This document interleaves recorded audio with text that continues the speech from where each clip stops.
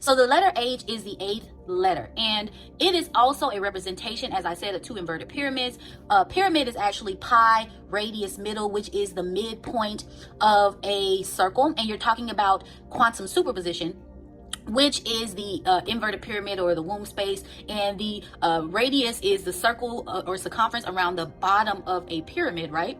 And in order for you to get to the radius or the pyramid or the pi, radius, middle, or pi, you would need to have the circle at the bottom of the pyramid and map that out and get to the midpoint of the pyramid and draw that up to the top in order for you to get that particular math. And as I said in another video, the pi, radius, middle, and quantum superposition within two inverted triangles, which has 3 sides, is actually 3.14. Okay, the math for that is 22 divided by 7, which 22 is actually the number. It's the two twin snakes, but it's also the number 4, and the number 4 is actually 1 plus 3 equals 4, or the 13th bloodline. Again, it's taking you back, and then the 7 at the bottom is actually the side energy, as I explained before.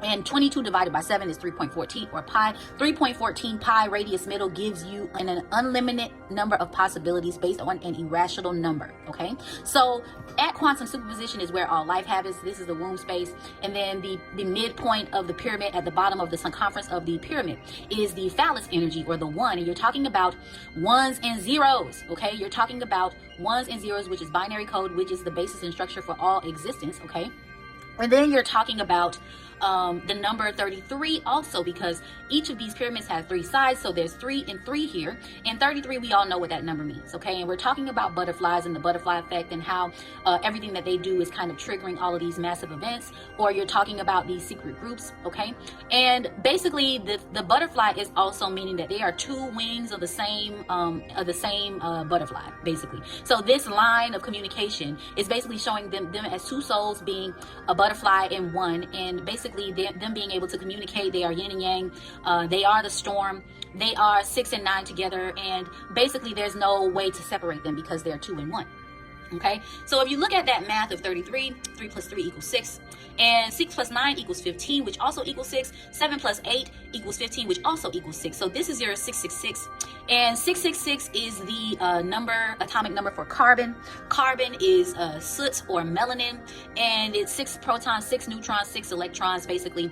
So this takes me right back into Set, right? Because you're talking about melanin, you're talking about black magic, you're talking about being encased in matter. So I will just briefly go over the story of the Egyptian pantheon story of Isis, Set, Osiris, and Nephthys, okay, which is Isis's sister, and what this all means in the grand scheme of this entire story. Okay, so you're talking about Set, and Set chops up the body of Osiris, right?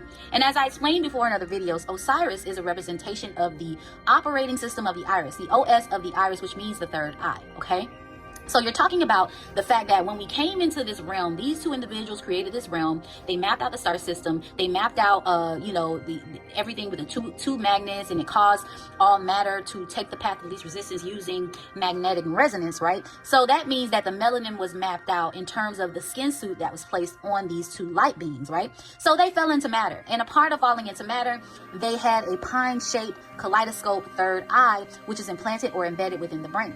Now, with this pine-shaped kaleidoscope, it basically allows you to see various angles of light, as I explained in other videos. So when you're talking about the Osiris, you're talking about your third eye and the fact that it's chopped up into various parts, okay? And when you also are talking about the Osiris and the third eye being chopped up, you're talking about the 72 daemons of Goetia, or jinn spirits, basically. And these particular jinn spirits are the varied angles or chopped up light angles, okay, that are within the prism of the third eye.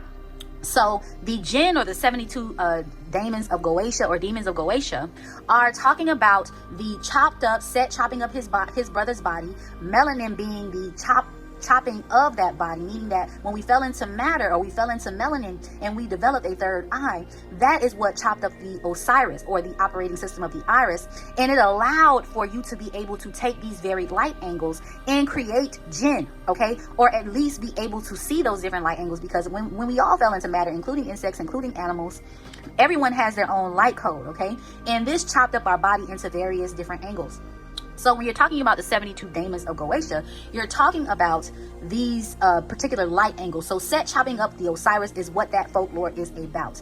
And Isis is a representation of one of the towers or the divine feminine. She is the is, am, or if you say am backwards, which is I am that I am, I'm ma, okay? She's the mama, okay? She's the divine feminine mother, okay? That is the meaning of the Isis, okay? And her sister help to restore the body of Osiris or put all the light back together, okay? And I'll tell you how they do that. She herself awakens, okay? And by awakening, that means she received her Christ consciousness.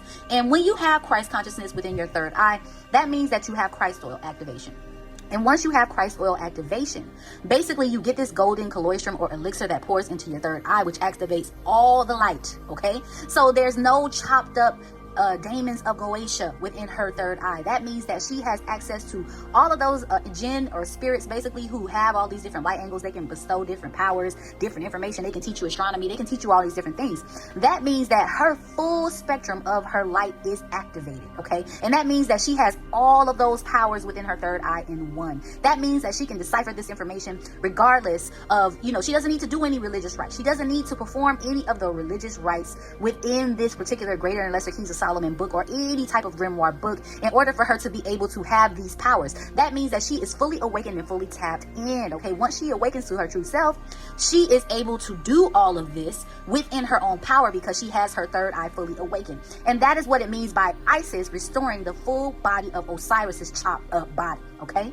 And she is going to birth this man-child. And that in and of itself is going to shut down the moon machine, which also shuts down the grid. Once she births the man-child, it shuts down the light grid, okay? It shuts down the stars fall from heaven as depicted in Revelation 6:12. So all the light mapping that happened with the star system and is reflected by the moon machine, reflecting its light onto these alloy balls. Once the sun resets itself, meaning that the magnetic resonance comes undone, the sun gets ready to reset, and it basically shuts down this entire magnetic system that is set up by the two magnets.